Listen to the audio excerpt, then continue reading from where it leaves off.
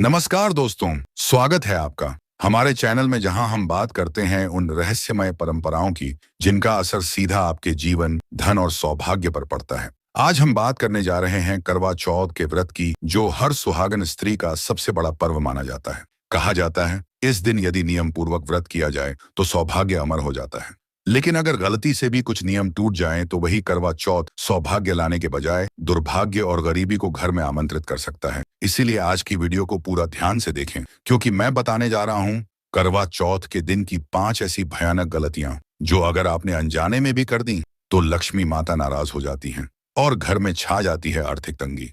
दोस्तों, करवा चौथ का व्रत सिर्फ एक रस्म नहीं है, ये पति की लंबी उम्र, वैवाहिक सुख और समृद्धि के लिए किया जाने वाला एक आध्यात्मिक अनुष्ठान है। इस दिन स्त्रियां निर्जला व्रत रखती हैं, यानी बिना अन्न बिना जल के पूरा दिन उपवास करती हैं। शाम को चंद्रमा को देखकर और भगवान शिव, माता पार्वती व गणेश जी की पूजा करके व्रत तोड़ा जाता है। लेकिन धर्म शास्त्रों में कहा गया है यदि इस दिन के नियमों का उल्लंघन किया जाए तो उसका फल विपरीत रूप में मिलता है, अर्थात व्रत सौभाग्य देने वाला होता है, वही दुर्भाग्य और दरिद्रता का कारण बन सकता है। पहली और सबसे आम गलती, कई महिलाएं करवा चौथ की सुबह उठते ही अपने परिवार वालों या पड़ोसियों से बात कर लेती हैं। शास्त्रों में कहा गया है कि व्रतधारिणी स्त्री को स्नान और संकल्प से पहले मौन रहना चाहिए, क्योंकि उस समय शरीर और मन दोनों शुद्ध नहीं होते। यदि आप स्नान से पहले किसी से बात करती हैं तो व्रत का प्रभाव कम हो जाता है। परिणाम, लक्ष्मी कृपा कम होती है, घर में कलह, तनाव और आर्थिक संकट आ सकता है। इसलिए याद रखिए, सुबह उठते ही पहले स्नान करें, संकल्प लें, फिर ही किसी से बोलें। दूसरी गलती,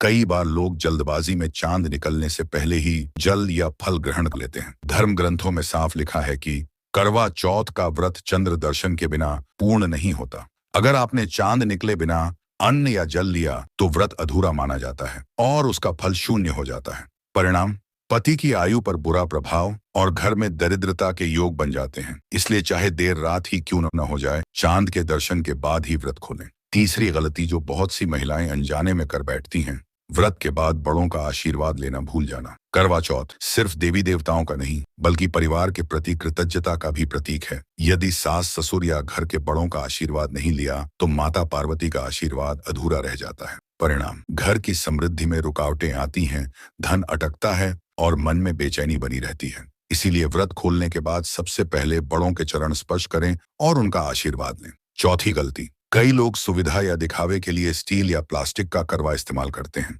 लेकिन शास्त्रों के अनुसार करवा चांदी या मिट्टी का होना चाहिए, क्योंकि ये दोनों तत्व शुभता और ऊर्जा के प्रतीक हैं। स्टील या प्लास्टिक नकारात्मक ऊर्जा को ग्रहण करता है और पूजा का प्रभाव कम कर देता है। इससे घर में लक्ष्मी टिकती नहीं और धीरे धीरे दरिद्रता का प्रभाव बढ़ता है। इसलिए ध्यान रखें, पूजा में चांदी या मिट्टी का करवा ही उपयोग करें। पांचवी और सबसे महत्वपूर्ण गलती, कई महिलाएं फैशन या सोशल मीडिया के प्रभाव में दर्पण में देखकर चांद को जल अर्पित करती हैं। शास्त्रों में इसे अशुभ माना गया है, क्योंकि दर्पण में देखा गया चांद माया का प्रतीक होता है और माया यानी भ्रम, जो लक्ष्मी का विपरीत रूप है।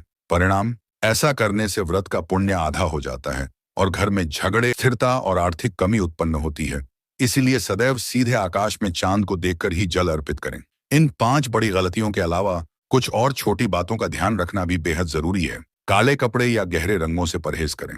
करवा चौथ के दिन लाल, गुलाबी या पीले कपड़े शुभ माने जाते हैं। व्रत के दिन गुस्सा या झगड़ा बिल्कुल न करें। इस दिन का व्रत मन की शांति और प्रेम का प्रतीक है। किसी गरीब या सुहागन महिला को दान अवश्य करें, इससे पुण्य बढ़ता है और घर में सौभाग्य स्थायी होता है। करवा चौथ की कथा ध्यानपूर्वक सुनें। कथा में ही व्रत की शक्ति छिपी होती है। पूजा के समय मोबाइल, टीवी या फोटोशूट से बचें, क्योंकि पूजा का उद्देश्य मन को केंद्रित रखना है, न कि दिखावा करना। तो दोस्तों, करवा चौथ का व्रत जितना सुंदर और पवित्र है उतना ही संवेदनशील भी है। एक छोटी सी गलती आपकी मेहनत, श्रद्धा और पुण्य को नष्ट कर सकती है। इसीलिए इन 5 गलतियों से बचें। स्नान से पहले बात न करें, चांद से पहले जल न पिएं, बड़ों का आशीर्वाद लें, चांदी या मिट्टी का करवा ही उपयोग करें और दर्पण में देखकर पूजा न करें। यदि आपने यह सावधानियां रखी तो माता पार्वती की कृपा से आपके घर में कभी गरीबी नहीं आएगी। आपका वैवाहिक जीवन सुखमय रहेगा और धन समृद्धि आपके द्वार पर स्थायी रूप से निवास करेगी। अगर आपको यह वीडियो जानकारीपूर्ण लगी हो